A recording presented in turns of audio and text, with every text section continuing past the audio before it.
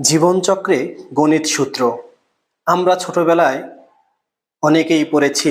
এখনো হয়তো মনে আছে, a plus B whole square সমান a square plus 2ab plus B square. আমরা এর জায়গায় যদি সুখকে কল্পনা করি, বির জায়গায় যদি দুঃখকে কল্পনা করি, তাহলে হয় সুখ স্কোয়ার যোগ টু সুখ দুঃখ যোগ দুঃখ স্কোয়ার। আমাদের জীবনে এক সময় সুখ থাকবে, চারদিকে শুধু সুখ থাকবে, কারণ স্কোয়ার মানে সুখ।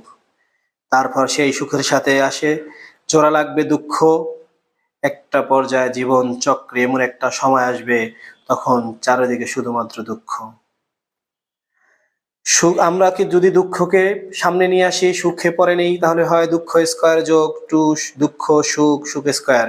কারো জীবনে যদি অন্ধকার থাকে, দুঃখ আর দুঃখ থাকে, একটা সময় সেই দুঃখের পরে সে সুখ অনুভব করতে থাকে এবং তার পরিশ্রম চেষ্টার ফলে তার জীবনে নেমে আসে অনাবিল সুখ।